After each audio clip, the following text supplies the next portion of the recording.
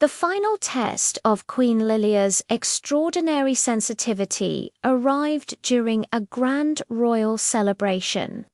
A peace treaty had just been signed, and the entire kingdom was jubilant.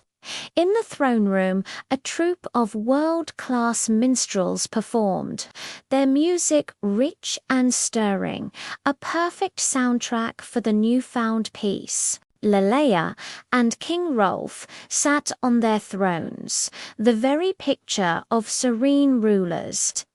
But soon, Lelia's serene expression tightened. She began to subtly touch her jaw, her smile becoming tense. "Rolf," she whispered, her voice tight but low, trying not to draw attention. "Do you feel that? Is that ... humming? A terrible, low-pitched vibration." Rolf, lost in the music, leaned closer. "It's the harp, my love. A wonderful bass line.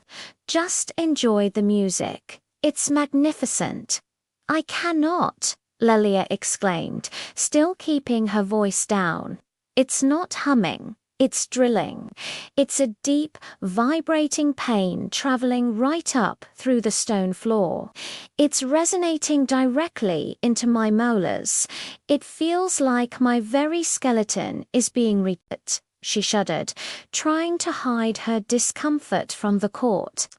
The vibration was an invisible torment, a physical assault no one else could perceive. When the piece finally concluded, the hall erupted in applause. Lelia, however, stood up, her face a mask of polite inquiry. She silenced the room with a graceful gesture.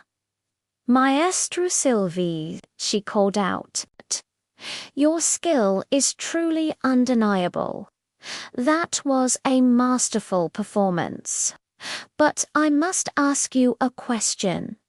The maestro, a proud, portly man named Silvius, bowed deeply. "Anything, Your Majesty." Lelia continued. "Your lowest string, the low G, is it tuned precisely to the guild's standard?" "It is, Your Majesty." "Precisely," the maestro declared, beaming with professional pride. His instruments were always in perfect condition. Lelia descended from the dais and walked slowly toward the grand harp, her royal robes trailing behind her. "I am afraid, Maestro," she said gently, "that the Guild of Minstrels does not account for the acoustical sensitivity of a queen who can feel a pea through 20 mattresses. Your low G is not merely tuned to pitch, it is 1.5 Hz too sharp." The maestro was horrified. His mouth fell open. 1.5 Hz. "Impossible. Your Majesty, with all due respect, no human ear could detect such a minuscule discrepancy." "My ears cannot," Lelia agreed calmly. "My teeth can. That tiny imperfection is generating a frequency that perfectly aligns with the resonant frequency of this Castle S foundation. It creates a sympathetic vibration that travels through the very stone we stand on." She gestured to the floor. "Retune it, Maestro. Lower it by that minute amount. Do it not for the ear, but for the teeth. The kingdom may be at peace, but my jaw is certainly not."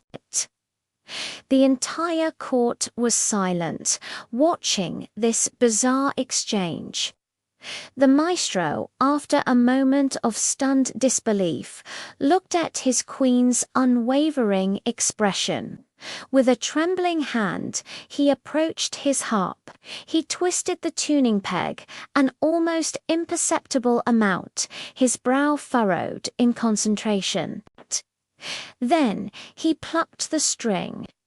It sang again, but this time the deep tone felt softer, its aggressive edge gone.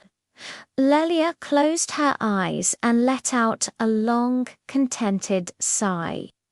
The tension melted from her face. She turned and ascended back to her throne, sinking into the plush velvet.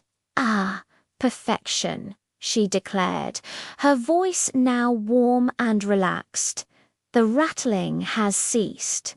Do carry on, Maestro, and let this be a lesson to all. My sensitivity is not merely a party trick, but a royal burden." The maestro, still looking bewildered, bowed once more. The music resumed, and this time it was truly perfect. The queen sat peacefully, a true ruler, sensitive not just to the needs of her people, but to the very vibrations of her kingdom.